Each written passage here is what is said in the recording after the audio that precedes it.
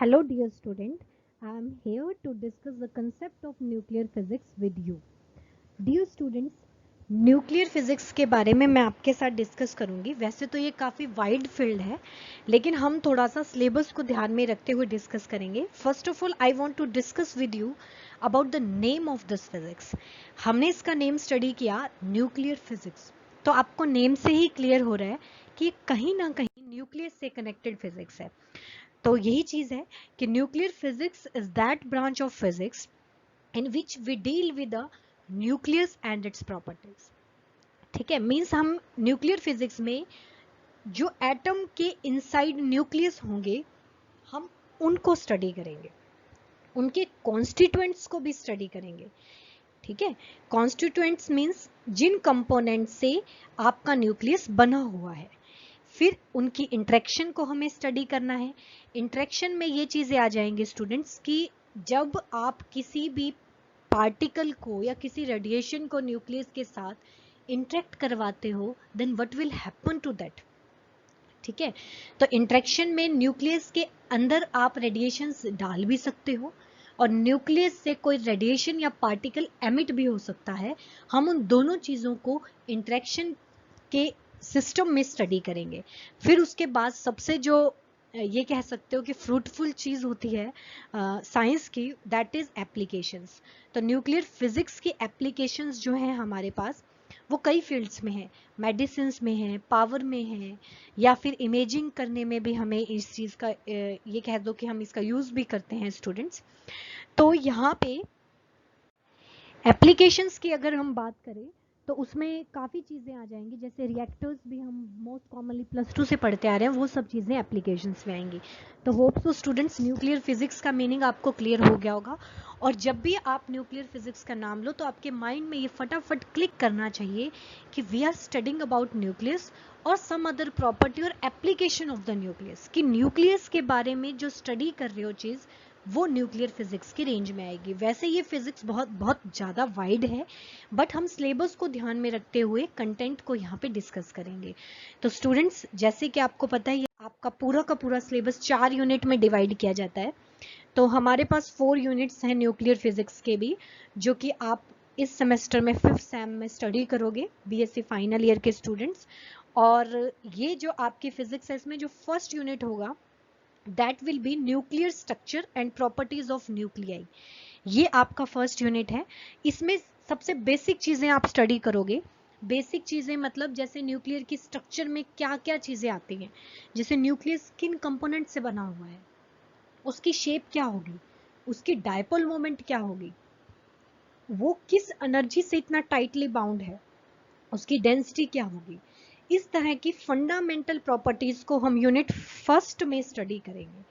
फिर second unit में हम एक स्टेप आगे बढ़ेंगे कि हम इस, वैसे मेनली सेकेंड यूनिट जो वो आपका सबसे लेंथी यूनिट जाता है, क्योंकि इसमें हम 2 पार्ट स्टडी करते हैं न्यूक्लियस के, जो कि अपने आप में बहुत वाइड हैं, बट आपके सिलेबस के अकॉर्डिंग देखा जाए तो वो थोड़ा थोड़ा सा उसकी एक झलक सी है, ये कह सकते हैं। तो सेकेंड यूनिट में हम 2 पार्ट में इसको डिवाइड करते हैं स्टूडेंट्स। नंबर 1 कि अगर हम न्यूक्लियस पे कोई एक्सटर्नल रेडिएशन डालते हैं तो न्यूक्लियस का बिहेवियर कैसा होता है। ठीक है, जैसे मैंने अल्फा रेज डाल दी, बीटा डाल दी, गामा रेडिएशंस डाल दी, कोई हैवी पार्टिकल डाल दिया, लाइट पार्टिकल डाल दिया, then what will happen to the energy of nucleus as well as incident radiation और पार्टिकल। तो फर्स्ट पोर्शन हमारा सेकेंड यूनिट का ये बनता है, और सेकेंड पोर्शन हमारा सेकेंड ही यूनिट का ये बनेगा कि अगर आप बाहर से कोई रेडिएशन, सॉरी, बाहर से रेडिएशन वाला तो फर्स्ट पोर्शन बन गया। सेकंड हमारे पास बनेगा कि न्यूक्लियस अगर अनस्टेबल है तो वो अपने आप को स्टेबल करने के लिए अपने में से नंबर ऑफ पार्टिकल्स या फिर रेडिएशंस एमिट कर सकता है। तो वो किस टाइप से होगा वो हम यूनिट सेकंड के सेकंड पोर्शन में स्टडी करेंगे, जिसको हम डीके प्रोसेस भी कहते हैं स्टूडेंट्स। थर्ड यूनिट में हम स्टडी करेंगे न्यूक्लियर एसरलेटर और डिटेक्टर्स को। एसरलेटर आपको पता है it is an a device which is use to accelerate something, means किसी चीज को स्पीड अप देने के लिए जिस इंस्ट्रूमेंट का यूज किया जाए दैट इज नोन एज एसरलेटर। आगे मैंने एसरलेटर के आगे मैंने एक वर्ड लगाया न्यूक्लियर एसरलेटर। जो कि इसको एक पर्टिकुलर इंस्ट्रूमेंट बना देता है कि ऐसा एसरलेटर जो न्यूक्लियस के साइज या न्यूक्लियस के रेंज के जो उस फील्ड में आने वाले पार्टिकल्स को एसरलेट करे। एग्जाम्पल के लिए electron, proton, neutron, alpha particle, beta particles, इन सब को एसरलेट करने के लिए जिन इंस्ट्रूमेंट्स को हम यूज करते हैं उन्हें हम एसरलेटर कहते हैं। 2-3 एसरलेटर हैं जो स्पेसिफिकली आपके सिलेबस में है, मैं उनको आपके साथ डिस्कस करूंगी। उसके बाद आता है न्यूक्लियर रेडिएशन डिटेक्टर्स। ठीक है, डिटेक्टर्स मींस जो किसी चीज को डिटेक्ट करे। जैसे मैंने बोल दिया, सपोज मान लो कि न्यूक्लियस से अल्फा रेज एमिट हो रही है, अब हम कैसे देखें अल्फा रेज हो रही है एमिट, क्योंकि हम उनको नेक्ड आई से नहीं देख सकते। तो उसके लिए हम स्पेशल इंस्ट्रूमेंट डेवलप करते हैं जिनको हम यूनिट 3 में स्टडी करेंगे, और वहां से हमें पता लगता है कि न्यूक्लियस से किस टाइप की रेडिएशन निकल रही है, उनका नेचर क्या है और उनकी एनर्जी क्या है। तो यूनिट 3 में रही बात एसरलेटर्स और डिटेक्टर, तो आपका यूनिट 3 जो वो पूरा इंस्ट्रूमेंटल जाएगा, मींस हम यहाँ पे सिर्फ डिवाइसेस की स्टडी करेंगे। फिर बात करते हैं स्टूडेंट्स यूनिट 4 की। तो यूनिट 4 जो है आपका, उसमें nuclear reactions and nuclear reactors के बारे में हम स्टडी करेंगे। रिएक्शंस में कई टाइप की रिएक्शंस आती हैं, जैसे आपने पढ़ा भी है, elastic, inelastic, photo reactions, disintegration reaction, radiative capture, spallation, इस टाइप से कई न्यूक्लियर रिएक्शंस होती हैं। हम उनकी डेफिनेशंस और एग्जांपल के साथ उनको डिस्कस करेंगे। न्यूक्लियर रिएक्टर्स में आपने +2 में भी पढ़ा होगा फ्यूजन रिएक्टर, इस टाइप से वो पढ़ेंगे, और साथ में एप्लीकेशंस को भी हम स्टडी करेंगे। तो स्टूडेंट्स मेरे ख्याल से अब आपको ओवरव्यू तो मिल गया होगा न्यूक्लियर फिजिक्स का, कि इस सैम में हम न्यूक्लियर फिजिक्स की किन किन प्रॉपर्टीज को स्टडी करने वाले हैं। और ये फिजिक्स इसलिए भी इंटरेस्टिंग है स्टूडेंट्स, क्योंकि ये आपको एटम के इनसाइड में लेकर चलती है। अब तक जो आपने चीजें स्टडी की वो एटम एटम एटम से की, लेकिन अब हम क्या कर रहे हैं, एटम के भी इनसाइड की स्टडी कर रहे हैं। तो हम ये कह सकते हैं कि this physics connect you more deep to the science. Got my point. तो अब मैं आपके पास आती हूँ फर्स्ट यूनिट की टॉपिक के बारे में, क्योंकि हम अब फर्स्ट यूनिट स्टार्ट करने वाले हैं। ओवरव्यू मैंने आपको इसलिए दे दिया ताकि आपको क्लियर हो कि आपने इस सेमेस्टर में किन किन टॉपिक्स को स्टडी करना है और होल सिलेबस में आपके पास क्या क्या चीजें आने वाली हैं। अब मैं आपके साथ फर्स्ट यूनिट, सेकंड, थर्ड और फोर्थ के डिटेल्ड टॉपिक बता देती हूँ, और नेक्स्ट लेक्चर से हम यूनिट फर्स्ट को स्टार्ट करेंगे। फिर अब अगर तो बेसिकली हमारे पास 2 हाइपोथेसिस है, proton electron hypothesis and second one is proton neutron hypothesis. तो स्टूडेंट्स जो ये फर्स्ट हाइपोथेसिस है ना हमारे पास, प्रोटॉन इलेक्ट्रॉन, ये हाइपोथेसिस न्यूट्रॉन की डिस्कवरी से पहले का है, और इसमें हम कुछ एग्जाम्पल भी स्टडी करेंगे जो इसके फेवर में होंगे, बट उसके बाद हम इसकी लिमिटेशंस भी स्टडी करेंगे, जो कि कुछ प्रॉपर्टीज जो है न्यूक्लियस की उनको एक्सप्लेन नहीं कर पाया। तो उसके बाद जो आपके पास सक्सेसफुल हाइपोथेसिस आएगा, that is proton neutron hypothesis, जिसको आप आज तक मानते आ रहे हो, क्योंकि आप यही कहते हो ना कि न्यूक्लियस में प्रोटॉन होते हैं और न्यूट्रॉन होते हैं, और इलेक्ट्रॉन न्यूक्लियस के सराउंडिंग में रिवॉल्व करते हैं। तो ये हाइपोथेसिस ऐसा हाइपोथेसिस है जिसको आप अब तक कंसीडर करते आ रहे हो, this one proton neutron hypothesis. तो हम इन दोनों हाइपोथेसिस के बारे में स्टडी करेंगे, और इनसे कुछ एग्जाम्पल भी स्टडी करेंगे कि किस तरीके से ये एक्सप्लेन करते हैं और किन किन चीज़ों को इन्होंने किस तरीके से एक्सप्लेन किया। उसके बाद हम बात करेंगे न्यूक्लियर प्रॉपर्टीज़ की। न्यूक्लियर प्रॉपर्टीज़ में हम बेसिक सी जो भी न्यूक्लियस की प्रॉपर्टीज़ होंगे उन सबको स्टडी करेंगे, जैसे size, mass, charge, shape, magnetic dipole moment, quadrupole moment, electric dipole moment नहीं होती न्यूक्लियस की, क्यों नहीं होती वो चीज़ें भी हम इधर स्टडी करेंगे, spin, statics, parity, wave function, ये सब चीज़ें न्यूक्लियर प्रॉपर्टीज का पार्ट हैं। इन सबको हम 1 बाय 1 बेसिकली न्यूक्लियर प्रॉपर्टीज के लेक्चर में डिस्कस करेंगे। Got my point. उसके बाद हम बात करेंगे बाइंडिंग एनर्जी की।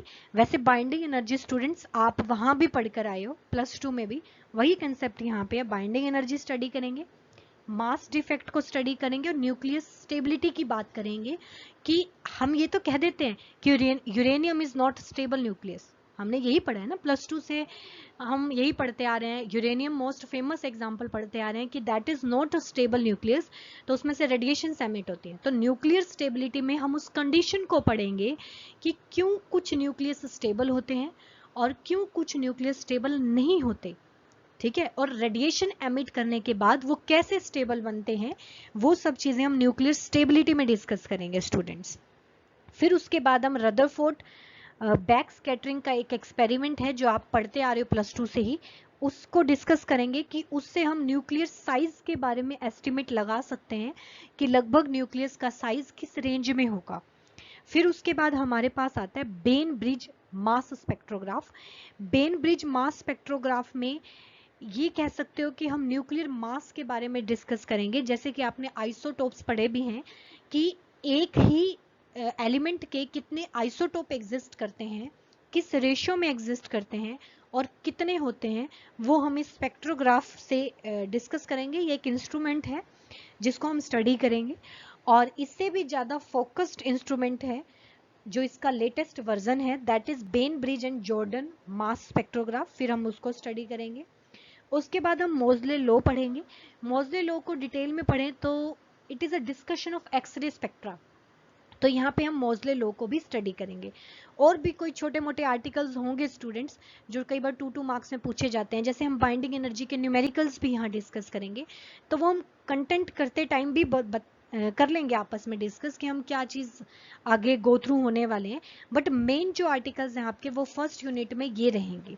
Got my point. अब यूनिट सेकेंड की अगर मैं बात करूँ तो मैंने यूनिट सेकेंड को 2 पार्ट में डिवाइड किया students. Number 1 interaction and number 2 decay process. Interaction में हम क्या करेंगे, बाहर से पार्टिकल डालेंगे, जैसे हैवी चार्ज पार्टिकल अल्फा डाल दिया हमने न्यूक्लियस पे, तो वहां पे न्यूक्लियस का बिहेवियर कैसा होगा ये स्टडी करेंगे। इसमें भी कई 2 मार्क्स के क्वेश्चन बनते हैं, जैसे गीगर नटर लॉ, रेंज, स्ट्रैगलिंग, वो सब हम उसके अंदर डिस्कस करेंगे डिटेल में। लाइट चार्ज पार्टिकल को जो हम न्यूक्लियस पे डालेंगे तब क्या होगा, जैसे इलेक्ट्रॉन है, ठीक है, तो वहां भी हम कुछ इसके सब पार्ट्स बनेंगे, उनको डिटेल में डिस्कस करेंगे। थर्ड हम गामा रेडिएशन, कि जब हम रेडिएशंस को फॉल करवाएंगे न्यूक्लियस पे, then what will be the behaviour of nucleus. Got my point. तो इंट्रैक्शन को हम मेनली जो आपके सिलेबस में कंटेंट है उनको 3 पार्ट में डिवाइड किया है। Heavy interaction, heavy particle interaction, light charge particle interaction and gamma radiation. फिर उसके बाद मैं बात करती हूँ डीके प्रोसेस की। तो ये यूनिट सेकंड का सेकंड पोर्शन है, डीके प्रोसेस। इसमें हम न्यूक्लियस की बात करेंगे कि न्यूक्लियस से रेडिएशंस कैसे एमिट होती हैं। तो अल्फा डीके भी हो सकता है, उसकी एनर्जेटिक्स भी पढ़ेंगे और उसकी थ्योरी भी पढ़ेंगे हम। फिर हम बीटा डीके भी पढ़ेंगे, इसमें हम न्यूट्रिनो हाइपोथेसिस भी पढ़ेंगे बच्चे बीटा डीके के अंदर, उसकी भी एनर्जेटिक्स और उसकी टाइप्स भी पढ़ेंगे। आपने +2 में भी इसका थोड़ा सा ग्लिम्स देखा होगा, बीटा नेगेटिव, बीटा पॉजिटिव और इलेक्ट्रॉन कैप्चर, ये इसकी टाइप्स होती हैं जिनको हम अच्छे से यहाँ पे स्टडी भी करेंगे।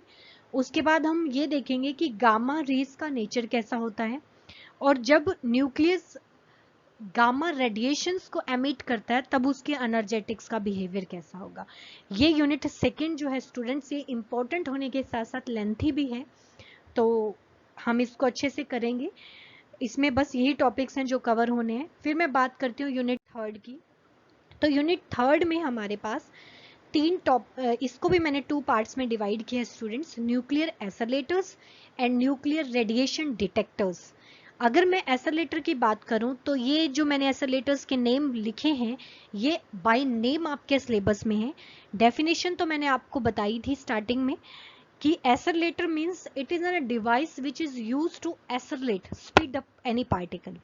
अगर सिर्फ एसोलेटर तो किसी भी पार्टिकल की बात कर सकती हूँ मैं, बट मैंने बोला nuclear accelerator means these devices are used to isolate the particles which are in the range of nucleus। Means हम ये कह दो कि उस टाइप के एलिमेंट्री पार्टिकल्स की बात कर रहे हैं, ठीक है। जैसे आपने +2 में साइक्लोट्रॉन पढ़ा होगा स्टूडेंट्स, ठीक है। साइक्लोट्रॉन जो है वो हम यूज करते हैं पार्टिकल्स को एसोलेट करने के लिए।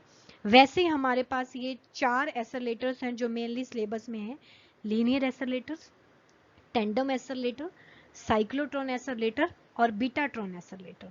ये चारों एसरलेटर आपके सिलेबस में हैं। बाकी मैं थोड़ा इंट्रो आपको 1-2 एसरलेटर्स का और भी दूंगी, क्योंकि कई बार उनसे 2-2 मार्क्स के क्वेश्चंस भी आ जाते हैं, बट मेनली आपके सिलेबस में जो हम डिस्कस करेंगे वो ये करेंगे। ये भी इंस्ट्रूमेंट ही है, हम उसको स्टडी करेंगे, उसकी कंस्ट्रक्शन, वर्किंग प्रिंसिपल, उसकी एडवांटेज और उसकी डिसएडवांटेज। फिर हम आएंगे डिटेक्टर्स पे। डिटेक्टर्स में हम उन इंस्ट्रूमेंट को स्टडी करेंगे जो न्यूक्लियस पे फॉल होने वाली या न्यूक्लियस से एमिट होने वाली पार्टिकल्स और रेडिएशंस को डिटेक्ट कर पाए। ठीक है, वो आपके पास नेम मैंने मेंशन किए हुए हैं, इनको हम बाय नेम स्टडी करेंगे, पहले बेसिक, फिर इन इंस्ट्रूमेंट को। Gas field counters, ionization chamber, proportional counter, GM counter, scintillation counter and semiconductor detectors। तो स्टूडेंट्स कंटेंट जो थर्ड यूनिट का बनता है वो इंस्ट्रूमेंटल है कंप्लीट, एसरलेटर्स और डिटेक्टर्स। फिर मैं बात करती हूँ यूनिट फोर्थ। तो यूनिट फोर्थ में हमारे पास जो चीजें आती हैं वो न्यूक्लियर रिएक्शंस आएंगी, कि न्यूक्लियर रिएक्शन में टाइप्स आ जाएंगी, जैसे elastic, inelastic, nuclear disintegration, photo nuclear reactions, radiative capture, spallation reaction, direct reactions. इस टाइप से कई टाइप आएंगी, हम इनकी डेफिनेशंस को अच्छे से क्लियर करेंगे और हर किसी रिएक्शन के साथ हम एग्जाम्पल भी स्टडी करेंगे।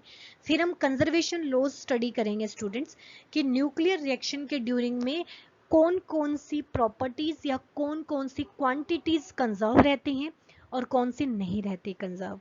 उसके बाद हम क्यू वैल्यू स्टडी करेंगे students. Q value means energetic, कि कोई भी रिएक्शन हो रही है दैट इज एक्सोथर्मिक, एंडोथर्मिक, और उसकी थ्रेशोल्ड कंडीशन भी निकालेंगे कि मिनिमम एनर्जी या मिनिमम कंडीशन क्या है किसी रिएक्शन को प्रोसीड होने में। न्यूक्लियर रिएक्शन, यहाँ पे हम मैं रिएक्शन बोलूं तब भी आप समझो कि I am dealing with nuclear reactions. Got my point. फिर उसके बाद हम बात करेंगे न्यूक्लियर रिएक्टर्स की भी। पहले हम रिएक्टर को डिजाइन कैसे किया जाता है उसका जनरल एस्पेक्ट स्टडी करेंगे, और उसके बाद मैं न्यूक्लियर फिजन रिएक्टर भी स्टडी आपको बताऊंगी और फ्यूजन रिएक्टर भी बताऊंगी। Got my point.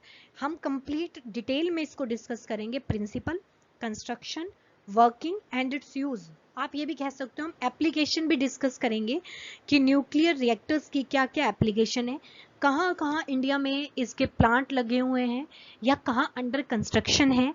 तो हम ये सब चीजें डिस्कस करेंगे।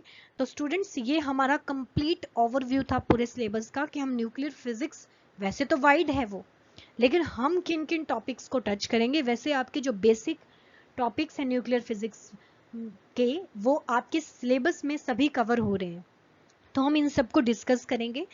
अब नेक्स्ट लेक्चर में जो हम डिस्कस करने वाले हैं वो हम nuclear composition, this is a first topic of your first unit, इसको हम डिस्कस करेंगे स्टूडेंट्स।